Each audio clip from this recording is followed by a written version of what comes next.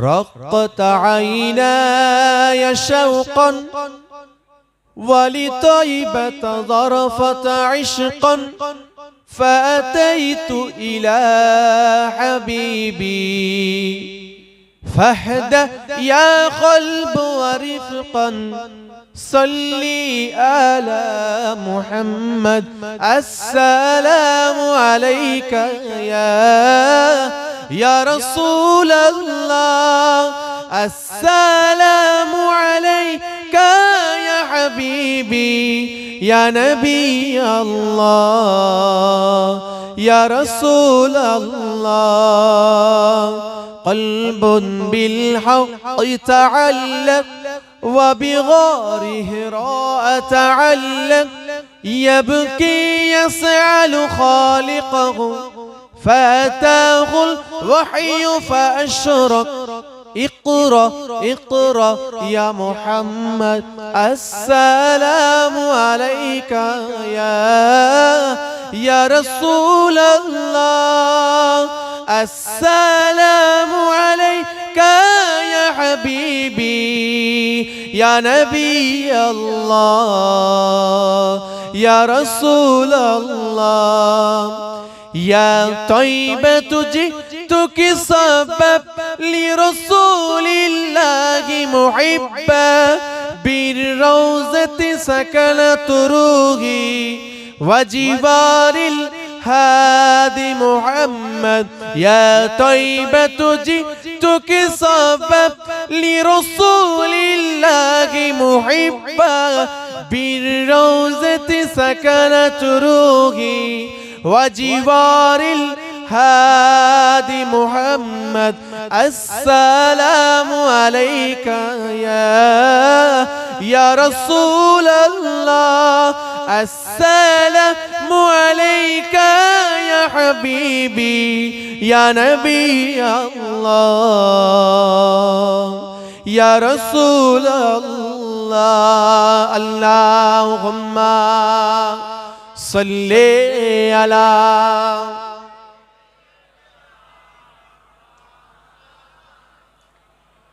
وعلى آل سيدنا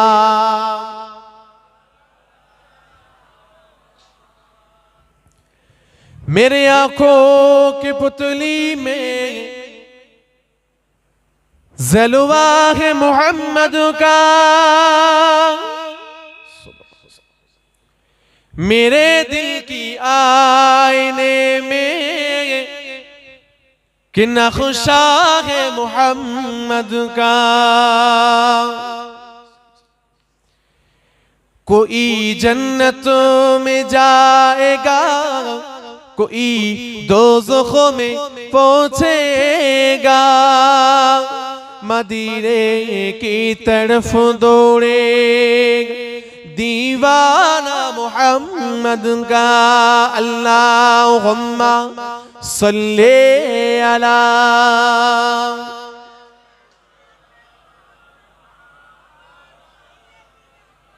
वला आले सय्यदना सबा तू बता दे किधर है मदीना मैं उधर को जाऊं जिधर है मदीना सबा तू बता दे किधर है मदीना मैं उधर को जाऊं जिधर है मदीना तड़पता है दिल मैं चलती है आगे कोई तो बता दे किधर है मदीना अल्लाहुम्मा सल्ले अला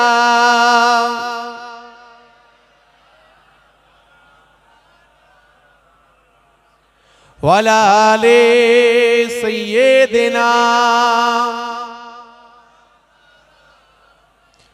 मदीने में जाकर मोहम्मद मिलेंगे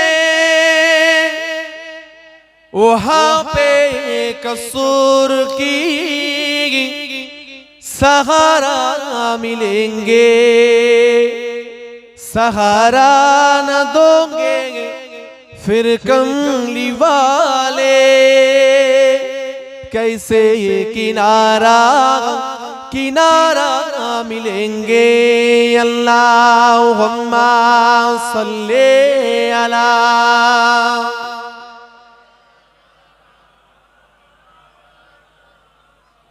वलाले सय्यिदना। तौहीद का रंग का आलम में बजुआ दिया कमली वाले ले, पी पी के पियारे कौसर के लौटेंगे मज़ाज़ी भर भर के। इन्ना आतैना कल कौसर फरमा दिया कमली वाले ले, बोलो ला इलाहा इल्लल्लाह, ला इलाहा इल्लल्लाह,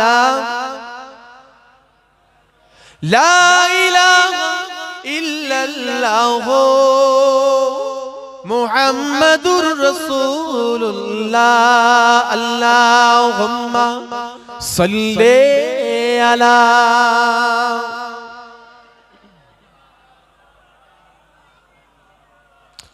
वलाले सय्यिदना।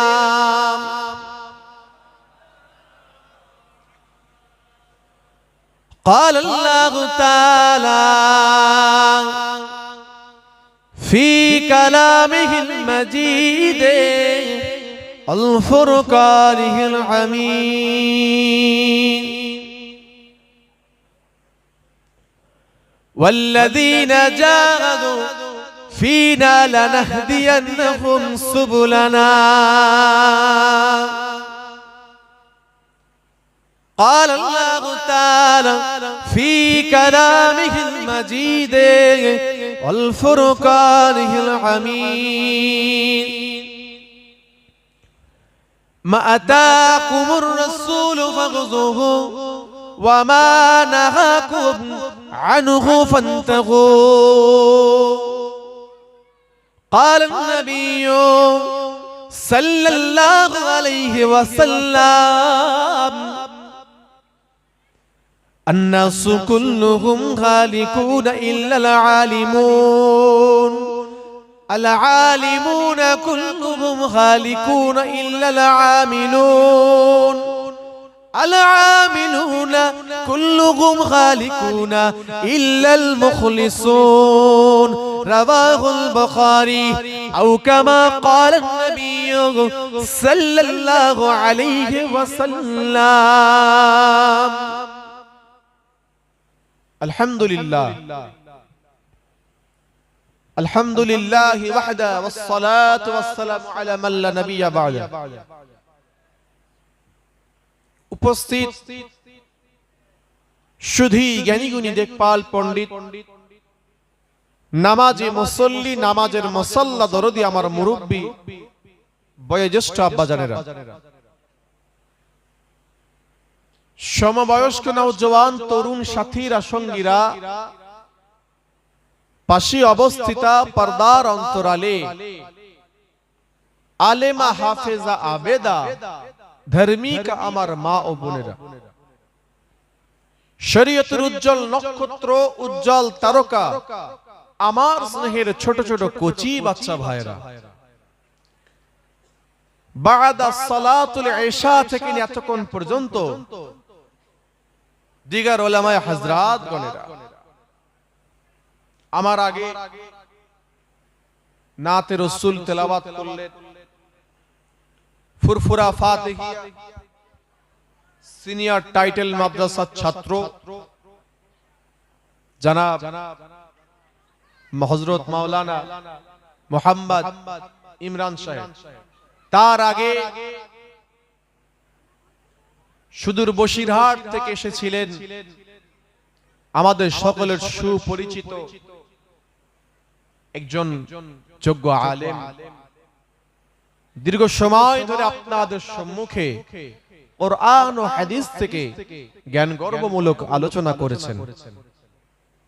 গুনাহগার এসেছি সুদূর ফুরফুরা দরবার শরীফ থেকে, সৈয়দিয়া দরবার, আল্লামা পীর সৈয়দ শাহ হুসাইন বুখারী গাজী রাহমাতুল্লাহ আলাইহির বংশধর, সেই ফুরফুরা শরীফ বেলপাড়া থেকে আপনাদের ছোট ভাই পীরের আওলাদ আল্লাহ পাক আমাকে হাজির করিয়েছেন। গুনাহগার আপনাদের সম্মুখে কিছু কথা আল্লাহ পাক আমাদেরকে বলবার মতন, শুনবার মতন ধৈর্য তৌফিক দান করেন। সকলে পড়ি আল্লাহুম্মা আমিন। আল্লাহ পাক রব্বুল আলামিন আমাকে, আপনাকে, সকলকে, এতগুলো মানুষকে এমন একটা মোতাবারক মাহফিলে মজলিস এসে বসবার মতন, শুনবার মতন, তদনুযায়ী আমলে জিন্দেগি তৈরি করার মতন তৌফিক ইনায়েত করেছেন। দরবার দেগারে বেনিয়াজ দরবারে শুকরিয়া আদায় করি, সকলে উচ্চ আওয়াজে কালিমাতুশ শুকুর আদায় করে পড়ি আলহামদুলিল্লাহ। লাখো লাখো কোটি কোটি দরুদ ও সালাম সৈয়দুল মুরসালিন, সৈয়দুস সাকালাইন, আফতাবে নবুওয়াত, ফখরে মওজুদাত, খাতুমুন নবিয়্যিন ওয়াল মুরসালিন, হাবিবে লবিবে তাবিব জনাবে মুহাম্মদুর রাসূলুল্লাহ সাল্লাল্লাহু আলাইহি ওয়াসাল্লামের উপরে সকলে উচ্চ আওয়াজে আরো একবার পড়ে নি সাল্লাল্লাহু আলাইহি ওয়াসাল্লাম।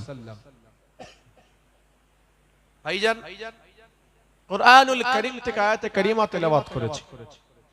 রাসূলুল্লাহ সাল্লাল্লাহু আলাইহি ওয়াসাল্লামের অসংখ্য আমি বাণী হাদিস শরীফ থেকে একটি মাত্র হাদিস শরীফ তেলাওয়াত করেছি, সামনে রেখে আলোচনা। আজকের আমার বক্তব্যের বিষয়বস্তু হচ্ছে দুনিয়ার জমিনে আল্লাহ পাক আমাদেরকে প্রেরণ করলেন,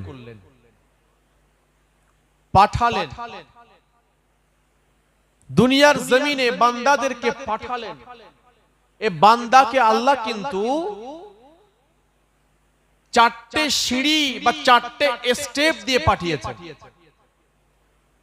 চারটে সিঁড়ি কেমন? আল্লাহ পাক আমাদেরকে যখন প্রথম সৃষ্টি করলেন, প্রথম সিঁড়ি ছিল আমাদের আলামে আরওয়াহ। আলামে আরওয়াহ রূহ জগতে, যেখানে আমাদেরকে আল্লাহ সৃষ্টি করলেন।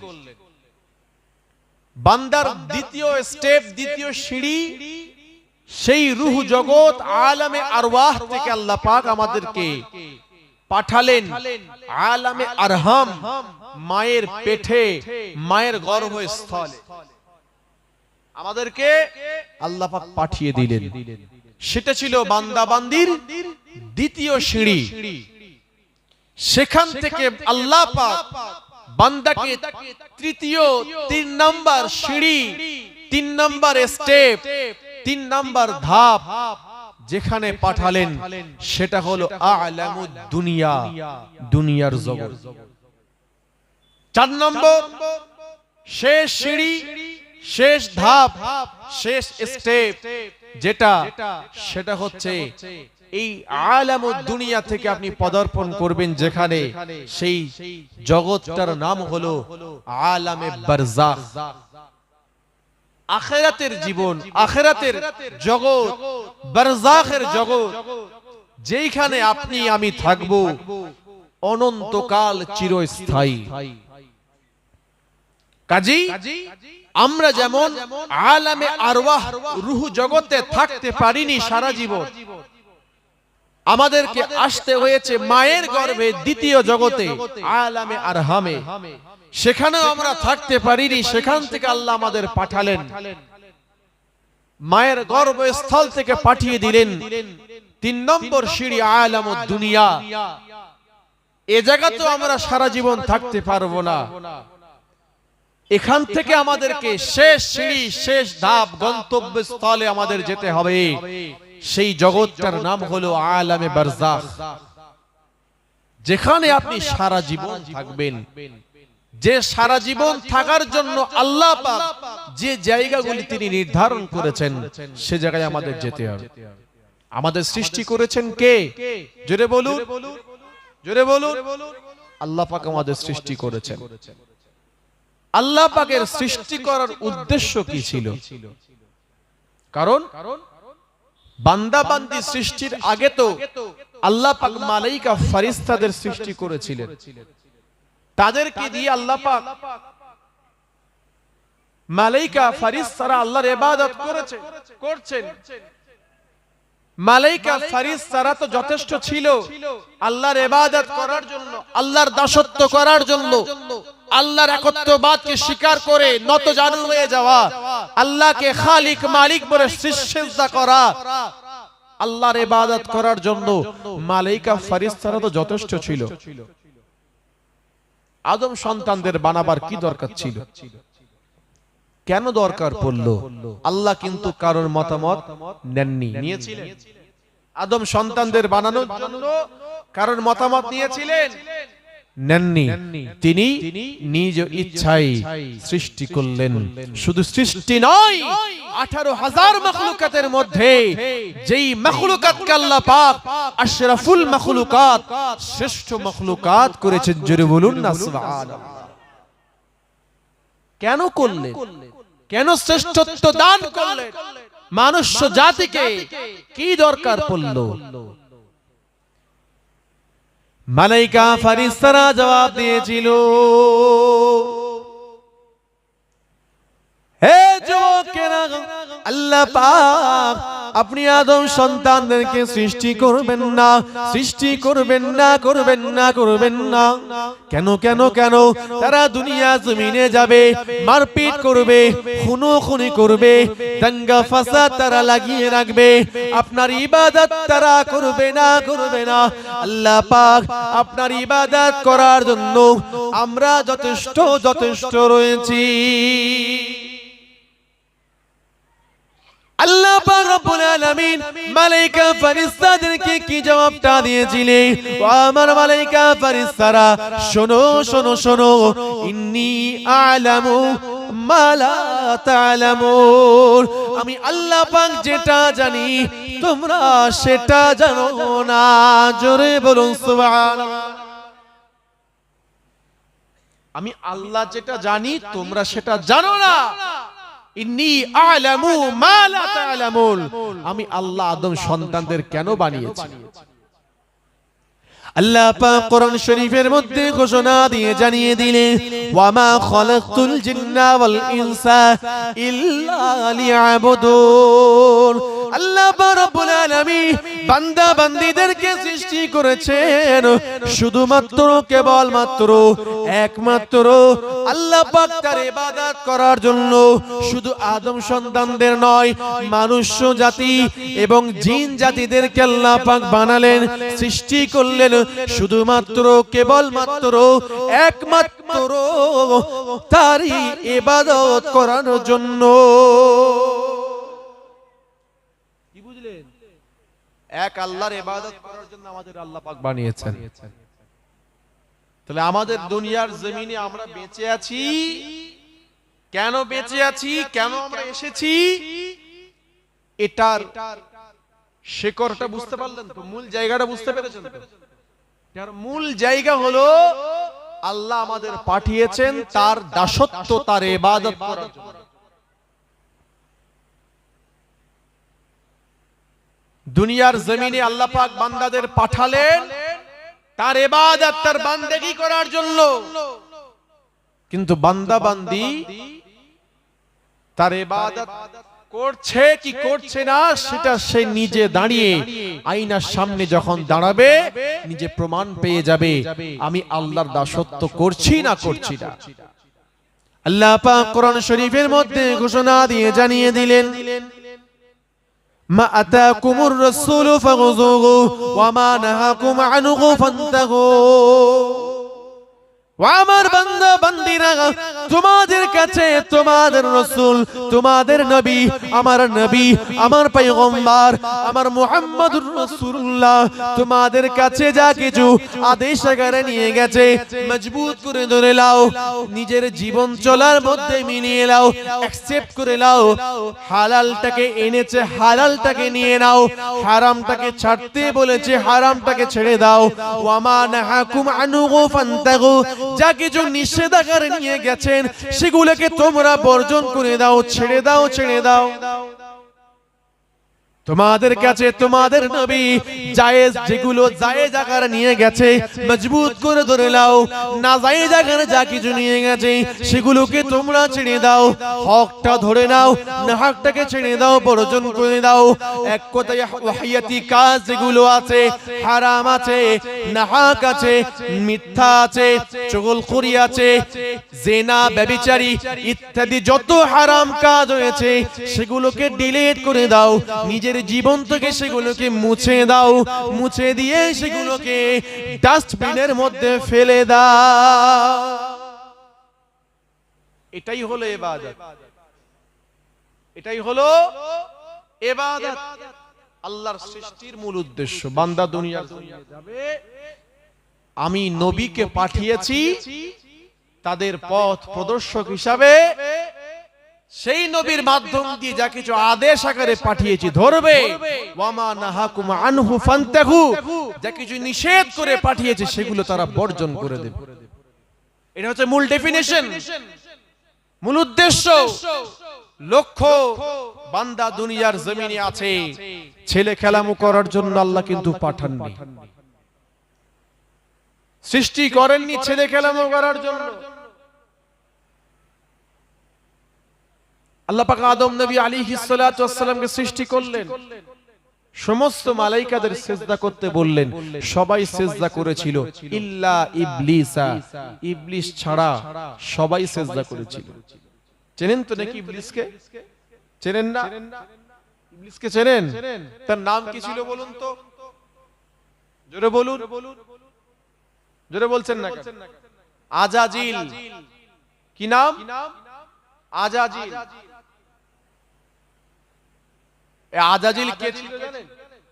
আমাদের মতন সলিমউদ্দিন কলিমউদ্দিন ভাবছেন নাকি? এই আজাজিল মুআল্লিমুল মালাইকা ছিল, ফেরেশতাদের লিডার, সরদার, শিক্ষক ছিল। একবার জোরে বলবেন। এত বড় একটা শান, মান, মর্যাদাওয়ালা ব্যক্তি, মর্যাদাওয়ালা একজন, তার নামটা রিপ্লেস হয়ে গেল। ফেরেশতাদের লিডার মুআল্লিম থেকে খাতা থেকে বাদ হয়ে গেল, ডিলিট হয়ে গেল, মুছে দেওয়া হলো, নাম কেটে দেওয়া হলো, নামটা হয়ে গেল ইবলিস, শয়তান। পৃথিবীর জমিনে লাঞ্ছিত, অপমানিত, অপদস্থ একটা নাম হলো ইবলিস। কেন তার এই হাল হলো? কি বলেছিল? আল্লাহ যখন সবাইকে সিজদা করতে বলেছিলেন সবাই সিজদা করেছিল, কেবলমাত্র সে করেনি। কি বলেছিল? খালাকতাহু মিন তিন খালাকতানি মিনান নার। আল্লাহ আপনি আদম সন্তানদের বানিয়েছেন মাটি থেকে, আমাকে বানিয়েছেন আগুন থেকে, আগুন হয়ে মাটির কাছে সিজদা করবে না।